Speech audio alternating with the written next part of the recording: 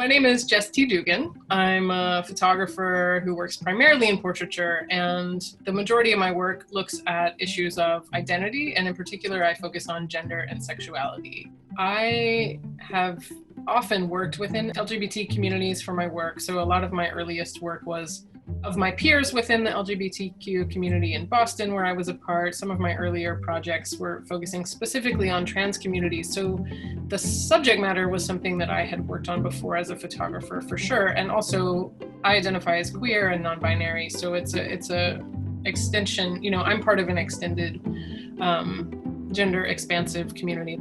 In 2012, I met my partner, Vanessa Fabbre, who is a social worker and researcher who focuses on LGBT aging. And she had done research specifically with trans women who transition or contemplate a transition later in life. So I had worked within the trans community as a photographer. She had worked within the trans community as a social worker. And we decided to join forces and create this project. We were both really aware that there was a lack of representation of transgender and gender-expansive older adults. We knew that there were some serious issues around facing access to medical care, thinking about nursing homes and long-term care. And so we perceived this lack, and we felt like we could fill it with our skill sets, or at least, fill part of it. In 2018, we released the project as a book and an exhibition. We had photographed and interviewed 88 people throughout the United States. And from the beginning of this project, we were very committed to seeking out a diverse group of people. So we sought diversity in terms of age. Our minimum was 50, but our oldest participant was 90. Also in terms of race and ethnicity, gender identity and expression. We were really trying to make a project that had diversity in mind from the very beginning. We really consciously resisted simplifying the narratives or the portraits. We wanted them to be complicated, to talk about both struggles and joys, to talk about all kinds of experiences that people went through.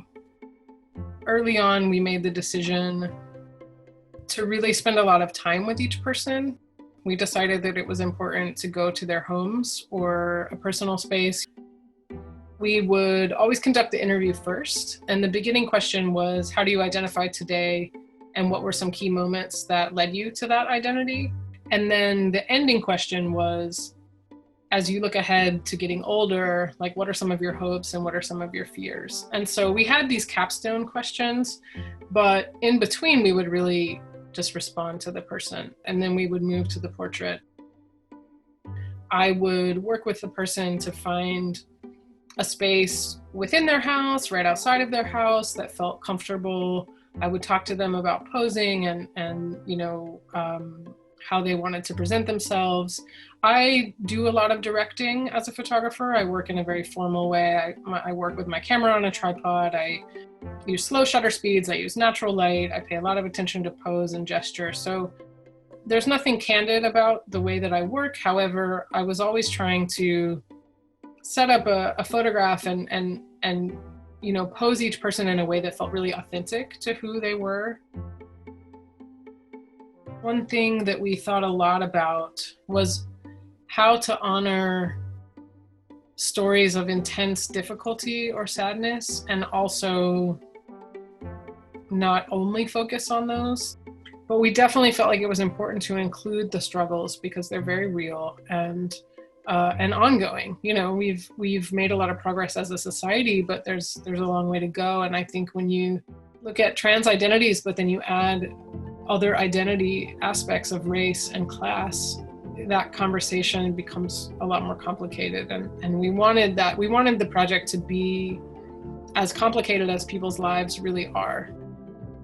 One thing we definitely intentionally had in mind is that this project will be different things to different audiences. So we want it to be affirming for other trans folks, but we also want it to be educational for people who have never thought about any of these things before. And I actually think that the aging element works as this bridge. A lot of the people are talking about incredibly universal ideas. How do I want to live my life? Who do I want to be? Everybody asks those questions. And especially as people start to age, they're thinking about authenticity and time left and what's important. And so I think the aging element in the project makes it accessible to a different audience than it might be without that. I also just want people to relate to the work on a human level. I think so many people live with some fear around just fully being themselves, no matter what that looks like, not just queer people, all kinds of people. And so it's all those things. I want people to resonate on a personal level. I want it to have a political and educational component. And then just as a portrait photographer, like I just want people to relate to another person on this deep, visceral level.